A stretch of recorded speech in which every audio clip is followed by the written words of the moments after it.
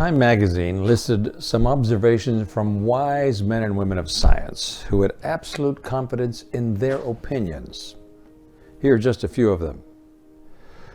This telephone invention has too many shortcomings to be seriously considered as a means of communication. The device is inherently of no value to us. A Western Union internal memo dated 1876. Heavier than air flying machines are impossible. Lord Kelvin, President of the Royal Society, 1895. Everything that can be invented has been invented. Charles H. Duell, Commissioner of the U.S. Office of Patents, 1899. Airplanes are interesting toys, but of no military value. Marshal Ferdinand Foch, French professor of military strategy. The wireless music box has no imaginable commercial value. Who would pay for a message sent to nobody in particular? Asked critics of the new technology of commercial radio broadcasting. I guess as a former religious radio broadcaster, I should be glad David Sarnoff's associates in the 1920s were wrong about radio.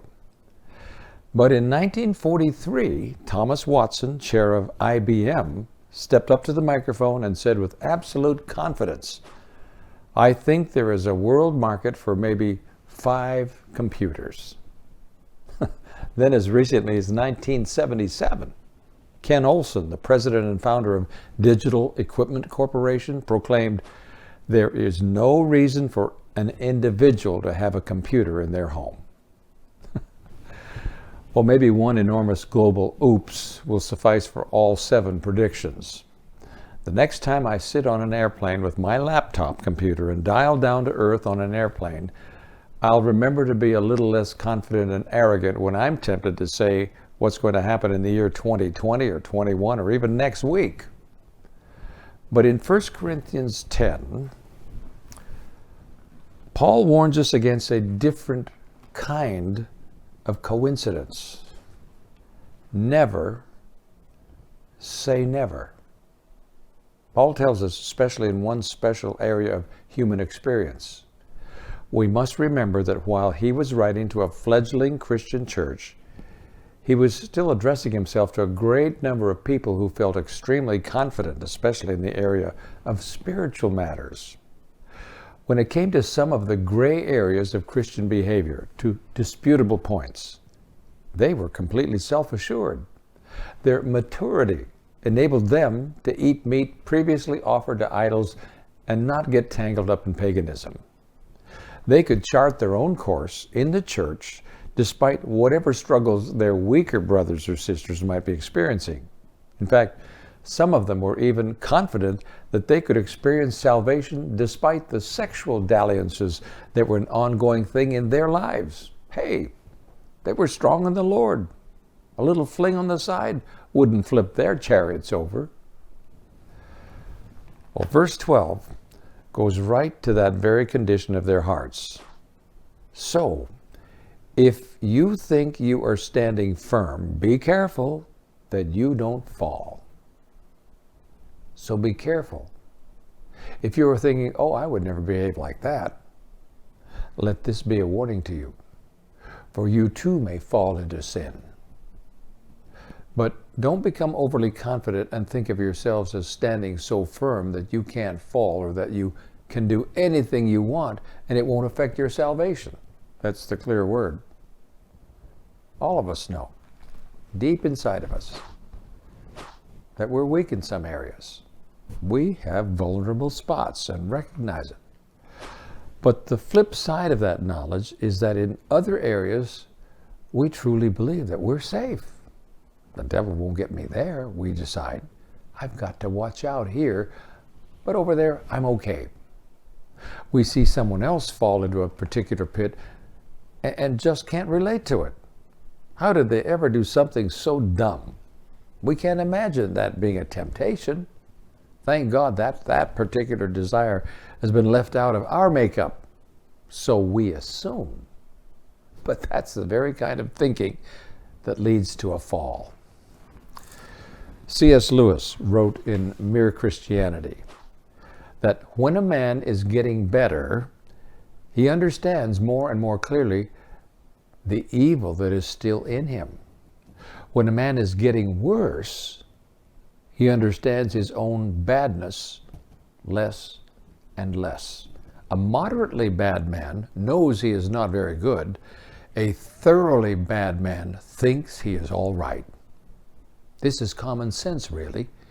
You understand sleep when you are awake, not while you're sleeping. You can see mistakes in arithmetic when your mind is working properly. When you're making them, you cannot see them. You can understand the nature of drunkenness when you are sober, not when you are drunk. Proverbs 16:18 declares that pride goes before destruction, a haughty spirit before a fall. Some of the most richly detailed stories in all the Bible illustrate this very principle. We immediately think of a great warrior named Goliath.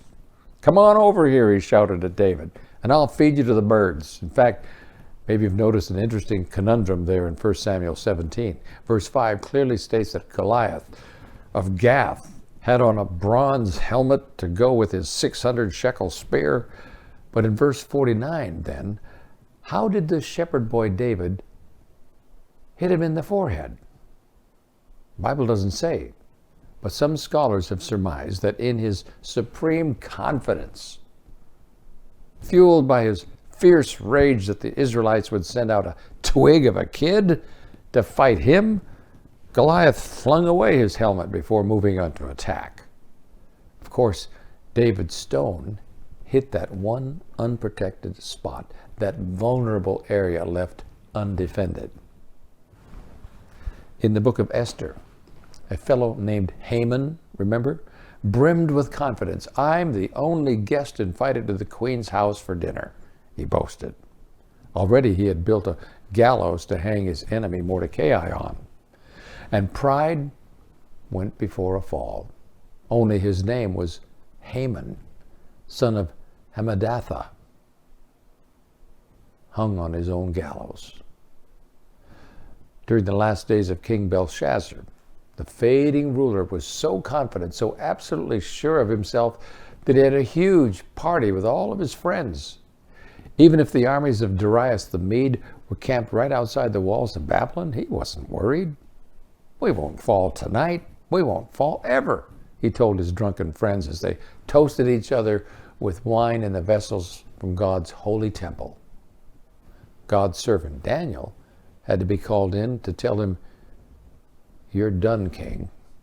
Tonight, you are done. You've had your pride, and now you're going to have your fall." In the New Testament, Peter had boundless self-confidence. The failed walking on water incident didn't cure him. That terrible Thursday evening in the upper room, he could still announce, "Even if I have to die with you, Jesus, I will never disown you," Mark 14:31. See, the Bible warns us against saying never. "This very night," Jesus told him, "before the rooster crows, you will disown me 3 times, Matthew 26:34. Once again, the fall came, that very night as Peter denied his best friend. If you think you are standing firm, be careful that you don't fall. It's a terrible thing to fall as hard as Peter did. But self-confidence will do that, especially spiritual self-confidence. The Seventh-day Adventist Bible Commentary observes on 1 Corinthians 10, verse 9, and I'm quoting, "All should heed the warning and be on guard continually, lest they be deceived by the suggestion that they have reached such a state of spiritual strength that nothing can lead them to sin. True safety lies only in the recognition of one's absolute helplessness apart from Christ, and the constant need of the indwelling presence of the Holy Spirit to deliver from sin."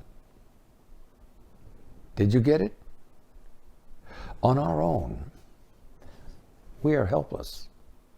we're defenseless to resist the very temptations we're completely sure we can resist. That confidence, that pride before the fall, you know where it comes from?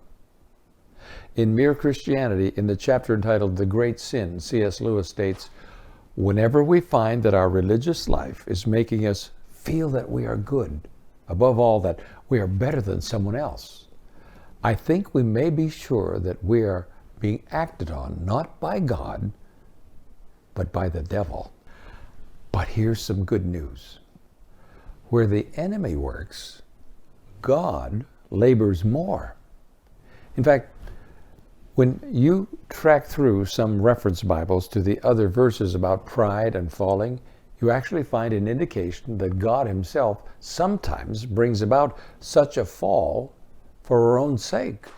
Psalm 18:27, you save the humble, but bring low those whose eyes are haughty.